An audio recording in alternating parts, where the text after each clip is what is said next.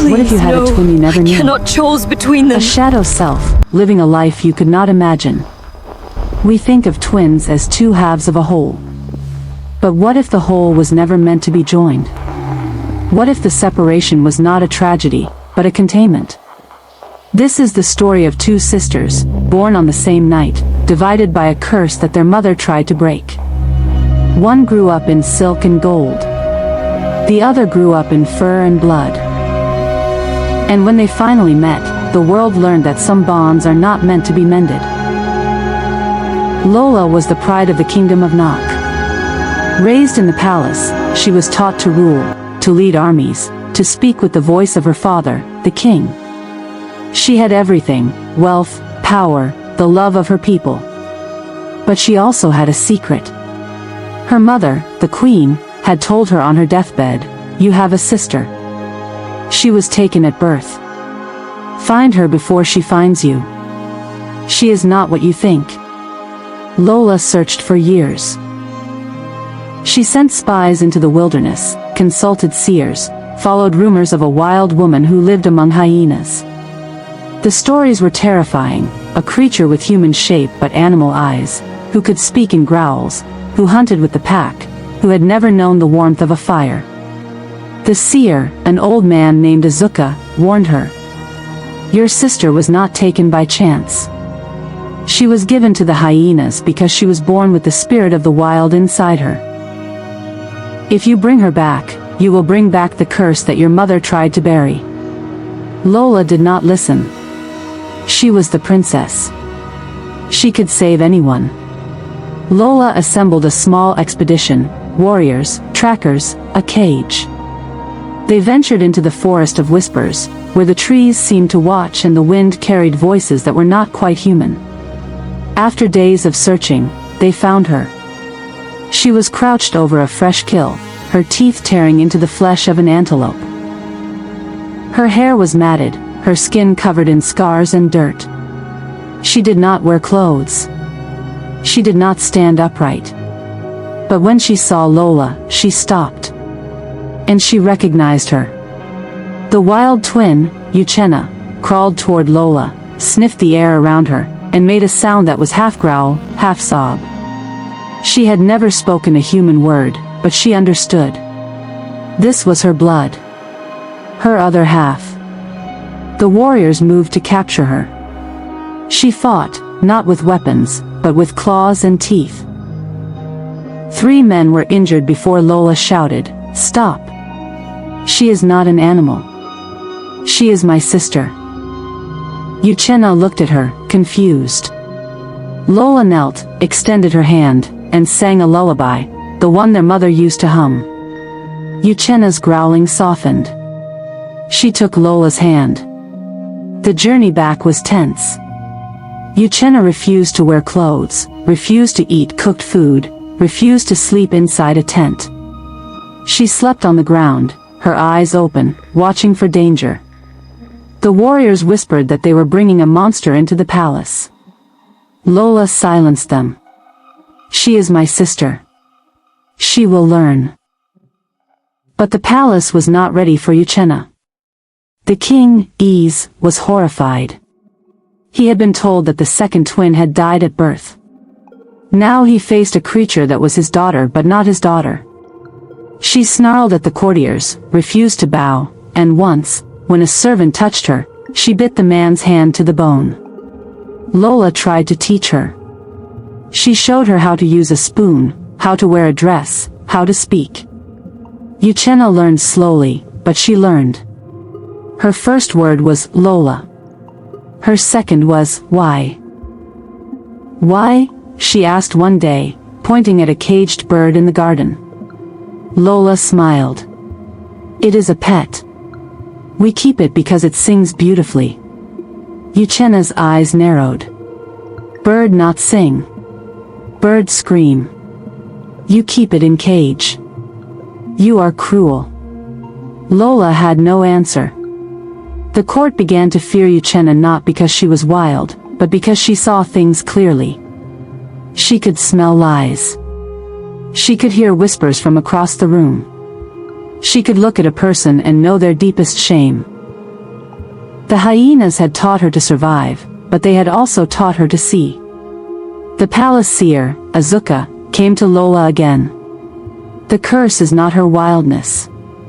The curse is her honesty. She will tear down every pretense in this kingdom. And the kingdom cannot survive without its lies. Lola refused to listen. She was the princess. She could protect her sister.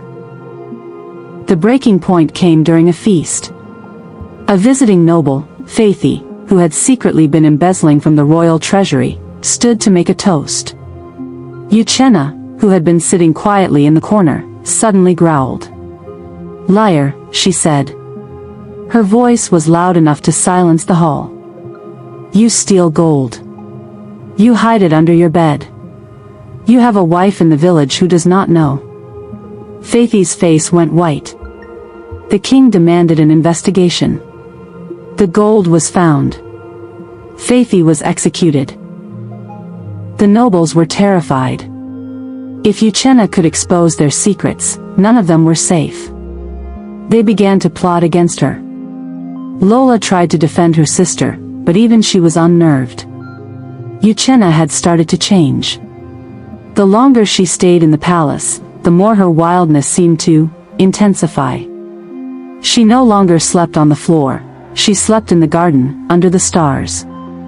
She refused to eat anything that had been cooked. She began to growl in her sleep, and the sound attracted hyenas to the palace gates. Azuka came one final time. "She cannot stay, Lola. She is not meant for walls. She is meant for the wild. Every day she spends here, the curse grows stronger. The hyenas are coming because they sense their pack leader is suffering. If you do not let her go, they will tear down the palace to free her." Lola wept. "She is my sister. I cannot abandon her again." "You are not abandoning her. You are saving her. And saving yourselves." That night, Lola went to the garden. Uchenna was lying in the grass, staring at the moon. She did not turn when Lola approached. "You want me to leave," Uchenna said. It was not a question. Lola knelt beside her. "I want you to be happy. Are you happy here?" Uchenna was silent for a long moment. Then she said, "The walls hurt. The ceilings hurt. The people pretend. They smile and hate. In the wild, there is no pretending. You fight or you run. You live or you die. It is clean." Lola took her hand. "Then go. Go back to the forest. I will visit you. I will bring you food. We will not lose each other again." Uchenna looked at her with eyes that were still mostly animal, but held something human. "You cannot visit. The hyenas will not let you. They do not trust two legs. They will eat you. Then how will I see you?" Uchenna sat up, and for the first time, she smiled, a strange, feral smile. "You will come when I call. I will teach you to hear my voice in the wind. When you need me, I will be there. When I need you, you will come." Lola nodded, though she did not understand. Uchenna stood, stretched, and loped toward the gates. The guards, terrified, let her pass. She disappeared into the darkness, and the hyenas followed. The kingdom of Nock returned to its old ways. The nobles breathed easier. The king pretended that the wild twin had never existed. Lola was married to a prince from a neighboring kingdom, and she became queen. But she never forgot her sister. She learned to listen to the wind. Sometimes, on quiet nights, she heard a low, rumbling howl that seemed to call her name. She would go to the window and stare toward the forest, and she would whisper, "I am here. I am always here." Years passed. Lola had children of her own. She told them stories of their aunt, the wild queen of the hyenas. They thought it was a fairy tale. Until the drought came. The crops failed. The rivers dried. The kingdom began to starve. The nobles blamed the queen. The people rioted. And one night, as Lola prayed for deliverance, she heard the howl again, closer this time. And then a voice, rough but clear, carried on the wind. I called. You did not come. Now I call again. Bring your children. Bring your hungry. The wild has water. The wild has food. But you must come to me. Lola knew what she had to do. She gathered her children, gathered the starving villagers, and led them into the forest. The nobles called her mad. The king begged her to stay. She went anyway. They found Uchenna at the heart of the forest, standing beside a spring that had never dried.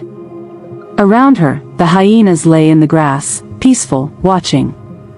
Uchenna was no longer the wild thing they had brought to the palace. She was something else, something ancient and wise and terrible.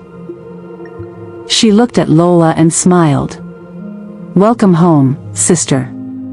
I have kept it safe for you. The villagers drank. They ate.